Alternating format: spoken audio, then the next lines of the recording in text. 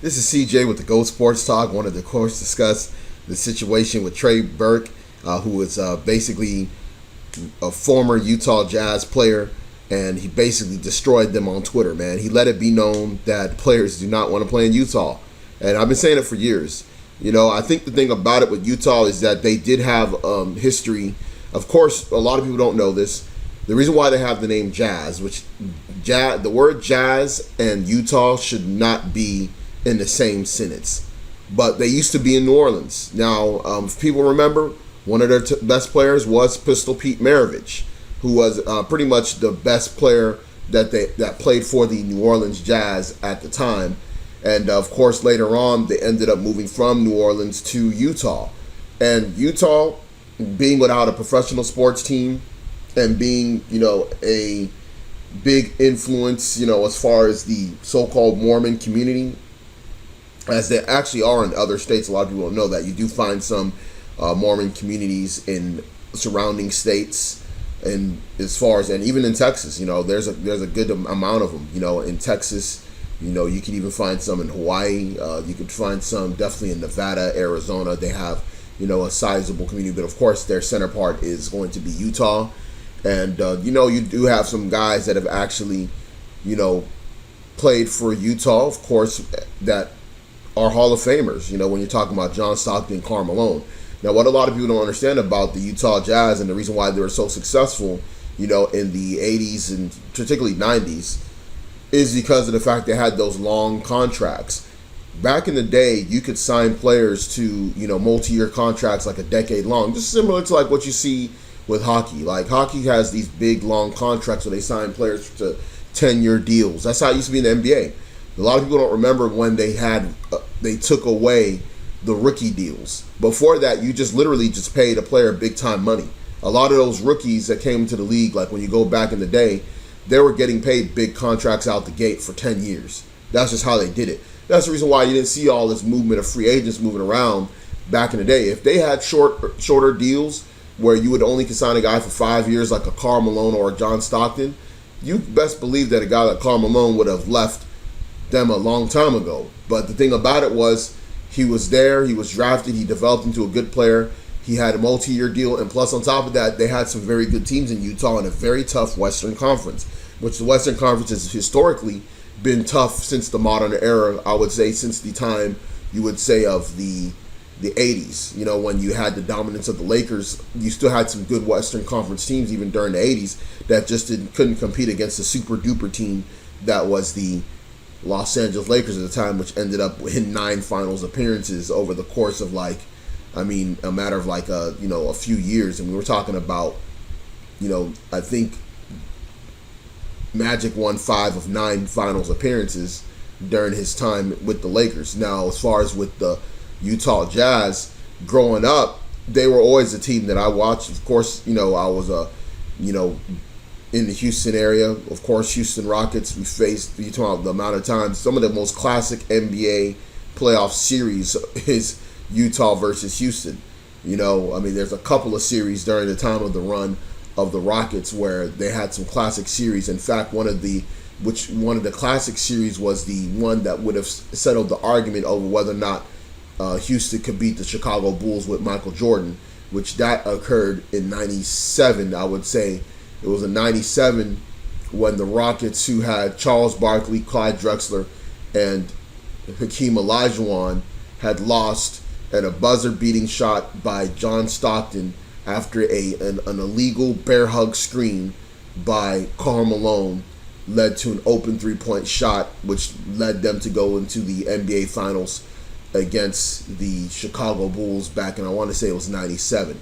And at that time, they had a team. The Rockets had a team that easily could have competed against that 97 Bulls team, but the West is history. A lot of people, that thing has been lost in history.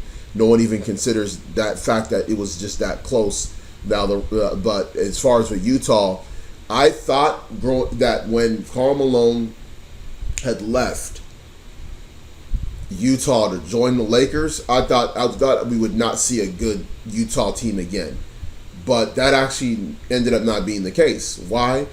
Because of Carlos Boozer leaving Cleveland and signing a big deal with the Utah Jazz, and of course with Utah drafting Deron Williams, it changed up the game, and they had some good teams. I mean, people forget about Mehmet Okur. I mean, they had a very good front line. They had a very good point guard in Deron Williams. In his prime, he was actually who would basically dominate Chris Paul in his prime. That was like Chris Paul's kryptonite player. But Trey Burke, back to this again with Utah, and I have to give y'all the history of Utah for those that are not old enough to remember the Utah Jazz and the good teams that they had. But with Gordon Hayward leaving the Utah Jazz are going to be a dumpster fire. I believe that. Now, one thing with Utah, because they understand it's hard for them to attract free agents, they overpay for certain ones, and they draft pretty well, to be honest. They do draft pretty well, and that's the reason why they tend to be like in the playoff hunt, or at least, being able to not be a completely bad team. So in the grand scheme of things, with the way that they draft, they're always going to get good talent that could do things. But Trey Burke is telling the truth. A lot of players do not. If there's a team that's at the bottom, I mean, if you look at, let's just keep it 100. Look at all the teams in the league. If there's one team that players would be like, damn, I can't believe I got drafted by this team, it'll be the Utah Jazz. When you go down all the other teams, at least each city has something to offer. Even Oklahoma City. Like, people talk down about Oklahoma City, but Oklahoma City is still close enough to Texas that you can go to Dallas on a weekend. You could take a flight, your short flight, go to Dallas for a weekend and hang out and chill and go and have a big city experience. Oklahoma City is also a growing city, with a lot of people that are moving from Texas, so you do get a different vibe. I've seen people that gone to University of Oklahoma and things like that, and there's a lot of people that go to places like University of Oklahoma that are actually from Texas, and they ended up going to Oklahoma City where they can find some jobs, because they did at one point, I don't know how it is now, but they were having a thriving job market, especially in the energy sector, which is why you see the arena, I believe it's Chesapeake Energy, I believe is the name of the company, but you do have companies there that started going over there and started growing. So they do have somewhat of a growing metropolitan area. So I could see the reason why a player wouldn't mind if they got drafted by there, playing there, and as far as like Utah is like a complete opposite of what a lot of NBA players grew up in. Even if an NBA player grew up in the suburbs, which, you do have a lot of players that did grow up in the suburbs. A lot of people don't know that. Even the guys like De'Aaron Fox, I'm from the Houston area, he's actually from an area that would be considered more, suburban. And a lot of players are growing up in those type of environments, but these type of environments are increasingly more diverse, with more players of the so-called, black background, and they feel comfortable in cities with at least a decent sized black population, and it makes the transition for them easier. Utah doesn't provide that at all, and it's a very different culture than anywhere probably in the U.S. It's a very different culture, and the one thing I would say that is that they do have some of the best fans in all of sports, period. I mean, Utah Jazz fans are absolutely rabidly supportive of their team. I mean, when they're a good team, you go into their place, it's very hard to beat them. I mean, they have some amazing fans, especially when they field a good team. It's very difficult to play over there. Some of the hardest road games in the league is Utah because of so many factors. Nothing to do there, so players are completely bored. And then also when they have a good team and they get loud in that arena, it's like very difficult to prepare against that type of a crowd and environment. So Trey Burke, man, putting it down on Utah is just the truth, man, and they just got to deal with it. I mean, maybe they need to do something that's going to make it more diverse, but make people want to move to Salt Lake City. Other cities have done that. Other cities have tried to appeal and to a more diverse, educated crowd or upwardly mobile crowd of all races, and they've been successful at doing it. There's been cities that have shown that they've been able to do that successfully. Utah, Salt Lake City is not one of them. Now, I'm going to read this, man. I just had to give you a preface of the history without just going straight to the article. But it says here, after losing Gordon Hayward to the Boston Celtics in free agency, the Utah Jazz will undoubtedly take a hit in their quest to become a contender in the stacked Western Conference. Even after trading for point guard Ricky Rubio, Hayward bolted. Well, Ricky Rubio's not exactly John Stockton. Let's keep it all the way 100 on that one. Ricky Rubio has basically been a disappointment compared to the hype he had his rookie year. Now, while the alluring of joining his former college coach Brad Stevens on the Celtics in a weak Eastern Conference was enough to sway Hayward, the small Salt Lake City market also might have played a factor in his decision. Former Jazz guard Trey Burke played in Utah for 3 seasons after he starred at the University of Michigan, and on Sunday he took to Twitter to destroy his former club. Now, I'll say this. I followed Trey Burke when he was in college, when he was going to the University of Michigan. And I'll say that if you go back, I'm not going to pull it up, and I haven't watched it in a while. But if you go back on draft day when he was drafted by the Utah Jazz, he didn't look particularly happy. And I can remember that.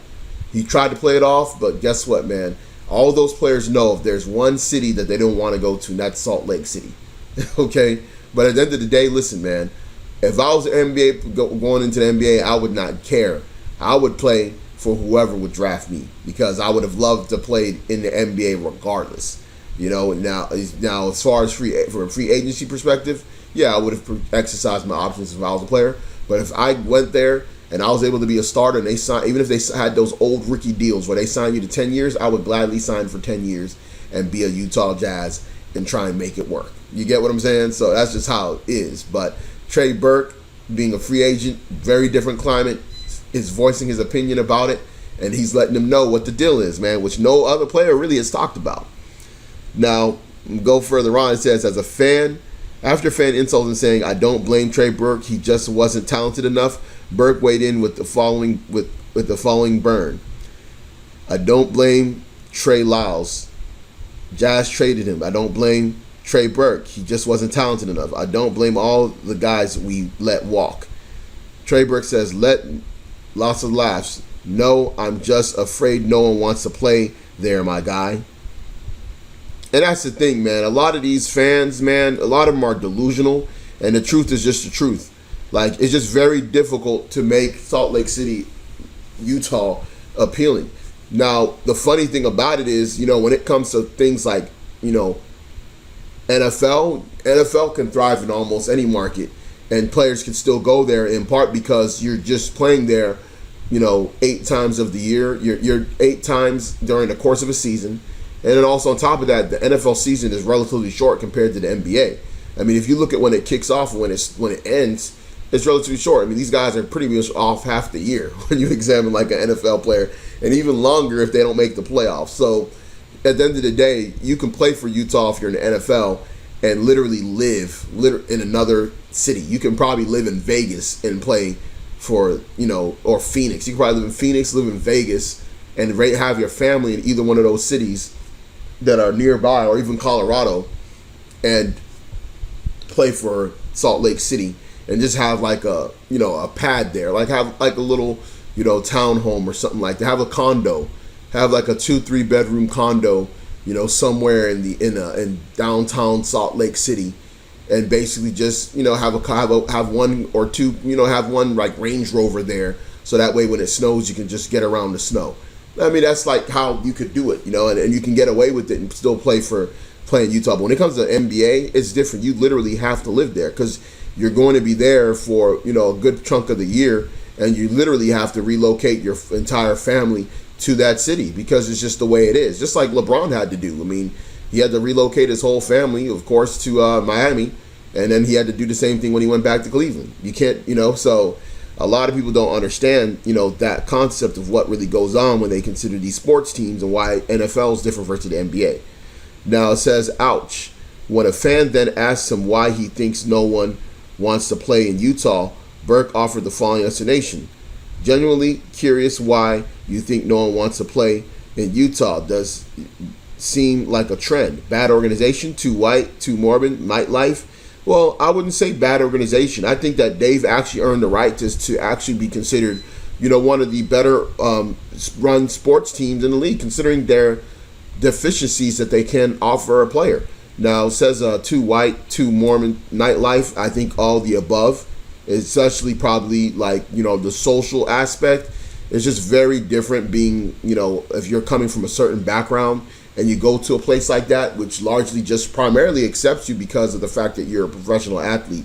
And it's just not a true social setting and setup, and maybe that's unfair to people that are in Utah because maybe they don't get to show how they treat people that are different from them. But the Mormon church has had historical issues, when it comes to race. Look it up. I'm not going to break it down for you, but just look it up. Okay? There's some stuff that people have seen and experienced. There's a cartoon out there back in the day.